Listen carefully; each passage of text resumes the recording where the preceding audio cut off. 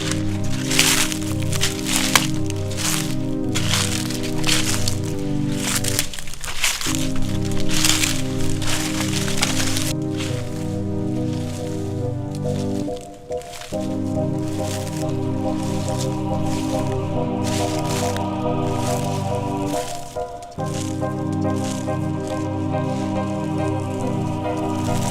caça às bruxas foi uma perseguição religiosa que aconteceu em muitos países da Europa. De fato, a Igreja Católica perseguiu e matou muitas pessoas, principalmente mulheres, por causa de supostas relações com a bruxaria e com Satanás. Não é de hoje que a má fama das bruxas paira nesse mundo. Porém, vocês sabiam que o Antigo Testamento conta a história de uma bruxa? Pois hoje vou contar para vocês o caso da bruxa bíblica do Endor. Eu sou o Ivan Lima e seja bem-vindo ao canal Fatos Desconhecidos.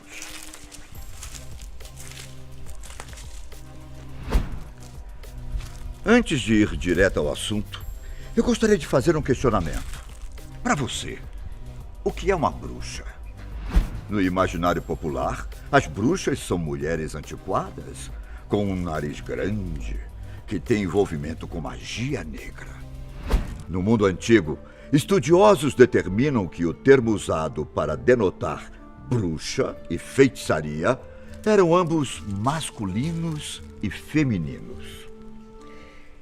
Durante a formação da Igreja Cristã, por exemplo, Simão, o mago, foi um personagem bíblico com quem o apóstolo Pedro travou polêmica em Samaria e que era considerado um bruxo. Mas com o passar do tempo, principalmente nos séculos XVI e XVII, a feitiçaria era frequentemente associada às mulheres. Entretanto, existe um caso de uma bruxa muito mais antigo do que a Igreja Católica e que, inclusive, é contado no Antigo Testamento. Estou falando da bruxa de Endor. A lenda dessa bruxa conta que ela era uma espécie de médium que aparentemente teve contato com o profeta Samuel. Muito conhecida no Antigo Testamento, com o passar do tempo, essa bruxa acabou fazendo parte de outras tradições, sendo muito importante no judaísmo, no cristianismo e em outras religiões consideradas pagãs. Mas antes de aprofundarmos na história da bruxa de Endor, quero fazer uma pergunta. Você já ouviu falar em necromancia?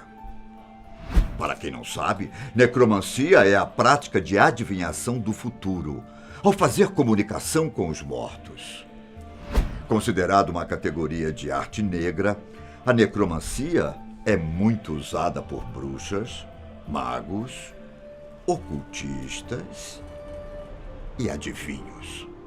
Esse ritual se baseia em convocar um espírito de uma pessoa que já morreu e fazer perguntas sobre acontecimentos futuros. Para fazer esse contato, a pessoa precisa de ajuda de espíritos poderosos, tanto para fazer a proteção, quanto para obrigar o espírito a fazer o que ela quer. São precisos 9 dias de observações antes do ritual acontecer. E enquanto isso, a necromante se prepara com longas horas de meditação, sacrifícios de animais, abstendo-se de sexo, vestindo roupas furtadas de cadáveres, bebendo suco não fermentado e comendo pão preto sem fermento. Entre os necromantes mais famosos estão o filósofo grego Apolônio de Tiana, o mago John Dee e a famosa bruxa de Endor. Agora que vocês sabem o que significa necromancia, ficará mais fácil entender a história da bruxa de Endor. Bom, a nossa história de hoje começa com a morte do rei Samuel. Samuel era o primeiro dos profetas na história de Israel, filho de Ana e Elcana. Ele viveu cerca de 1095 a.C. As escrituras sagradas contam que Samuel era apenas uma criança quando começou a escutar a voz de Deus.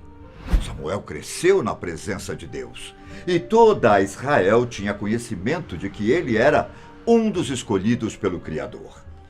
Conhecido como o profeta justo e com grande discernimento, foi Samuel quem ungiu os reis Saul e depois Davi. Mas quando Samuel morreu, seu corpo foi enterrado na cidade de Ramá, a noroeste de Jerusalém.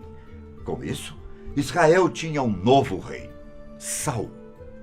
Saul, mesmo já sendo um adulto, ainda era um homem despreparado para governar Israel, principalmente para se envolver em conflitos. Quando os filisteus começaram a marchar para Israel, o rei Saul começou a se preparar para a batalha, posicionando seus homens em Gilboa. Mas quando Saul viu o tamanho do exército do seu adversário, seu coração tremeu e o medo tomou conta do rei de Israel. Eles tinham 30.000 carros de guerra, 6.000 cavaleiros e tantos soldados quanto os grãos de areia da praia do mar.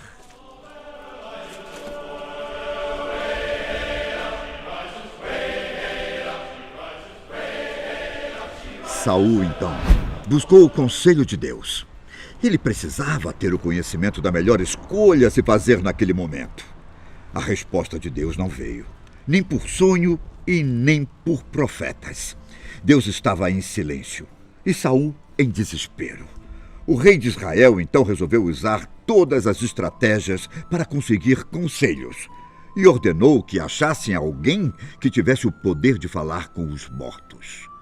O problema é que o Torá condena os médiuns ou feiticeiros como um crime capital. E Saul já havia expulsado e banido médiuns e feiticeiros do seu reino. Apesar desses eventos, os assistentes do rei disseram que sabiam de uma pessoa que morava em Endor e que podia se comunicar com os mortos. E é aí que começa a história da bruxa de Endor no Antigo Testamento. Saul, então, resolve visitar a bruxa de Endor. Ele retira todas as suas vestimentas reais para não ser reconhecido e vai até Endor, acompanhado de mais 2 homens para visitar a mulher.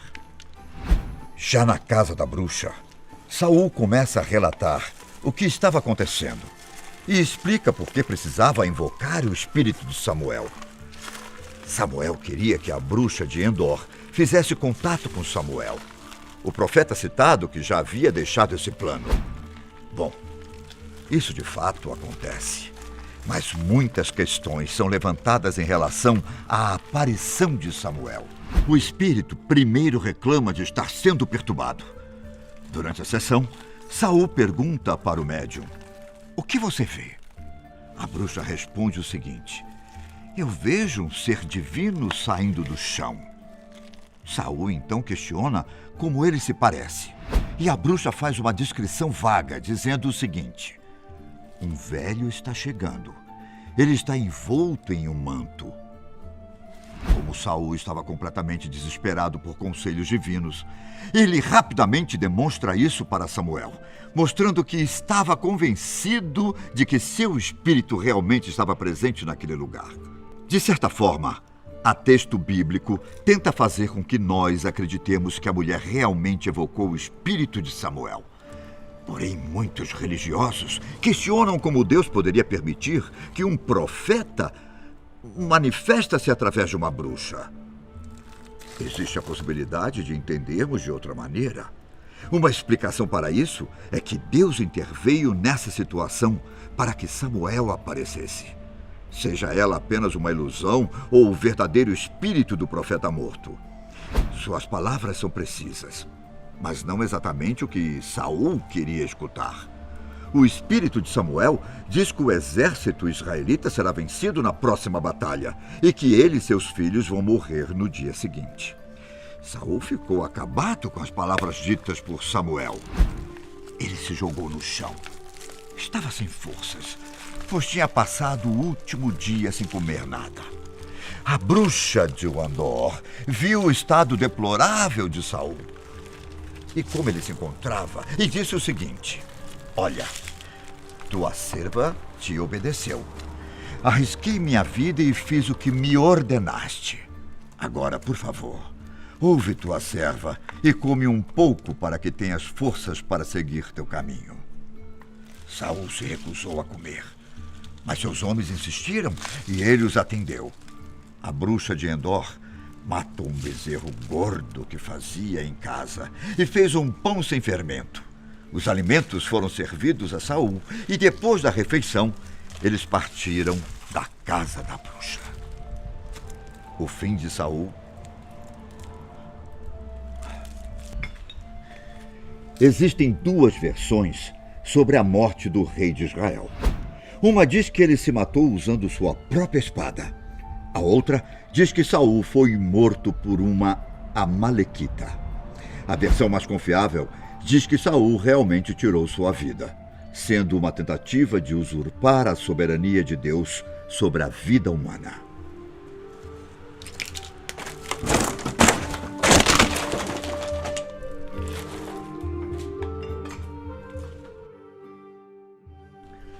Esse é o relato sobre a bruxa de Endor, que está presente no Antigo Testamento. A história dessa feiticeira se estendeu para outras culturas. O texto judaico medieval Yalkut Shimoni, que é uma compilação de interpretações e explicações antigas de passagens bíblicas, cita a bruxa de Endor, assim como vários outros textos cristãos. Durante muito tempo, bispos e líderes religiosos debateram sobre as razões teológicas para a popularidade da bruxa de Endor, em muitos casos relacionando a magia negra com a mulher. Muitos teólogos afirmam que a história é completamente credível. O fato é que a bruxa de Endor se tornou muito popular entre os fãs da fantasia. Ela é conhecida como uma das primeiras mulheres lendárias que foi associada à feitiçaria. Alguns estudiosos ainda afirmam que ela pode ter sido uma profetisa. Ao longo dos anos, muitas outras histórias foram inspiradas nessa bruxa lendária. Surgiram até novas versões da história. No século XVI, por exemplo, o escritor Guillaume de Bartha fez um poema onde a bruxa de Endor está presente. Outros poemas e contos também envolvem a famosa bruxa. Na saga Star Wars, no episódio O Retorno de Jedi, existe a lua florestal de Endor, residência dos Yorks, que também faz referência à famosa bruxa de Endor. Mas afinal, será que a bruxa de Endor era apenas uma mulher médium? Ou era realmente uma feiticeira?